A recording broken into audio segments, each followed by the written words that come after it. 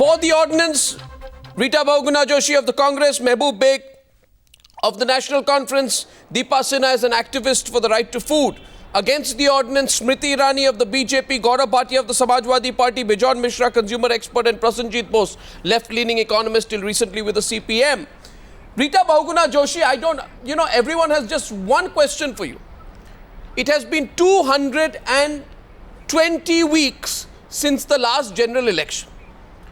It has been 480 weeks since you brought out your common minimum program, if I take it back to 2004. So please tell the people of India, Rita Bahuguna Joshi, you have not done something for 220 weeks if I take 2009 as the benchmark. You have not done something for 460 weeks if I take 2004 as the benchmark. You've kept making the promise on the right to food, and suddenly you can't wait 2 weeks for the parliament session. You are in such a tearing rush that you will ignore all political parties, you will bypass the parliamentary system, you will not allow a debate. What is this, Ms. Joshi? Why are you doing this? Well, let me first tell you, and you also know, that food security was in our manifesto of 2009. So we do not have to associate with 2004. Now, in 2004, you made the promise in your common minimum program. They came in 2011.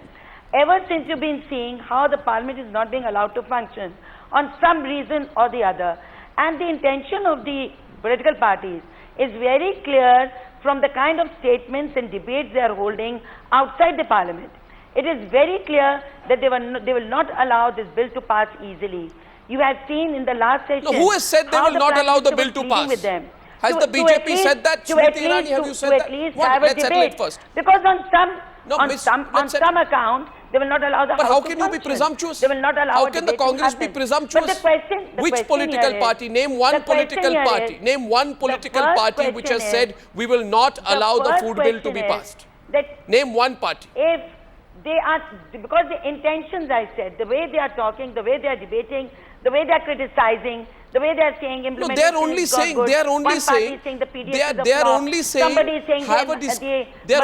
bring it to parliament. Ms. Joshi, let me remind you. Ms. Joshi, just one follow-up to you, please. And then I go to Smriti. Ms. Joshi, let me remind you. Sure. I remember what was going on in this country during the Lokpal agitation. Your party and your government, at every platform on every television program, said, Parliament, Parliament, Parliament. Parliament is supreme. That was the slogan. What happened? At that time, Parliament was supreme. Now Parliament is so redundant that you can't even wait 2 weeks to pass a bill that is going to cost the country 682,000 crore rupees over a 3-year period. Arnab ji, we are not playing with the constitution. We are not playing with the law. What we are bringing is in the social sector a very landmark decision where 80 crore people of this country are going to get food grains at a subsidized price. We'll go into the bill. First question was process. First question was process. The bill is very merited. It is a landmark decision, and there should not be any opposition to the bill. Will not is another issue. Smriti Irani. It will take 6 months. Smriti Irani. To implement it. Smriti Irani. And the time has to start now. You've called it upon yourself, as in your party has called it upon yourself. Your role in Parliament has been so disruptive that Manish Tiwari said that you have been afflicted with disruptionitis, and it is this disruptionitis which the Congress party uses to say that they don't expect anything better from you. They say the people of this country cannot wait for the BJP to disrupt another parliament session, and that's why they are going through the ordinance. Your response? I had the privilege of listening to Mr. Makan on your show, who did not indulge in a debate with any other panelists but talked to you about national interest. And I think that Congress representatives need to answer the following question. Was it in national interest when Pawan Bansal and his nephew indulged in the railway scam? Why? Was it in national interest when the so-called, allow me to finish, Arnab. When the so-called arms gate, which was popularly known as the chopper gate scam, was indulged in by Congress leader? Was it a national interest when the 2G scam was indulged in not only by UPA ministers but also certified by the Prime Minister of India? So every time the Congress points a finger at the opposition for raising concerns with regards to corruption in Parliament, my question is this: if you were that conscientious about democracy, you would have ensured that these people never had a chance to indulge in corruption. It is the responsibility of the government to ensure that Parliament functions smoothly. Insofar as the last session goes, I think the example is pretty glaring, Arnab. The opposition, including the Bharatiya Janata Party, continuously asked the government to sack a corrupt minister like Pawan Bansal, which the government refused. Are we discussing Pawan Bansal? It is stupendous that they Are we did discussing so Pawan Bansal? No, let me finish. You want me to discuss the ordinance? I shall come to that, but allow me to finish yes, the question that you started with regards to disruption first. Subject, please. Mehboob Beg is accusing you of straying away from the subject. That's not the subject. That is Mehboob Beg's job function. Sure Nothing not new and doesn't surprise me. Insofar as the food security bill is concerned, there are 2-3 points I would like to highlight. Mehboob Beg, Smriti Irani says she's coming to the subject. Let her complete. I know you want to respond after that to you. Firstly, the assumption professed by the Congress party that the idea is unique to the Congress party with regards to the food security bill, not in fact taking cognizance of the fact that on the 25th of December 2000, Atal Bihari Vajpayee ji and the BJP-led NDA had introduced the Antyodaya Anna Yojana, which was appreciated by Mr. Chidambaram, who tried to expand on it in 2004 but could not expand because the government of India could not get the requisite paperwork done, put it in place so that this scheme. Oh, so you're worried they're going to run away with the credit? Secondly, you're not against the bill, but you're worried they'll run away with the credit. I'm not worried. You see, please, Arnab, I think as a conscientious politician and as an editor, we are absolutely right in asking why is the government in such a rush to have an ordinance when it could have very well discussed this bill during the session of Parliament. That's a valid question. That's a valid question. Okay. And on that, there is a constitutional issue as well. Once Smriti Irani, I want Mehboob Beg is justifying the ordinance route. Gentlemen, let's have a first round. Mehboob Beg, you know, the argument is that this is against the constitution. This is against the law, what the government is doing. The argument some people are putting is this. Supreme Court in its judgment DC Wadhwa versus State of Bihar Constitution Bench, headed by none other than Chief Justice P.N. Bhagwati, observed, the power to promulgate an ordinance is essentially a power to be used to meet an extraordinary situation. And it cannot be allowed to be, quote, perverted to serve political ends. So, Mehboob Beg, please tell me, and you know, you and Rita Bahuguna Joshi are supporting the ordinance route. I'm asking you today, is this not a perversion of the existing system? You have a political end, you want to take ownership. No. And therefore, you go through the ordinance route on a subject like you deny the people of this country an opportunity to debate such an important issue. 683,000 crore rupees this could cost in 3 years. I don't have a right to see a debate on it in Parliament. Yeah, Arnab, now allow me to respond to whatever question you have raised, please.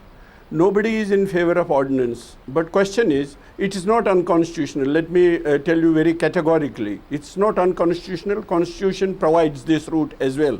But this is unfortunate. This is not healthy for the democratic country like ours. This is not. The ideal route would have been Parliament, there is no doubt about it. But wasn't it tabled in the Parliament where I was present?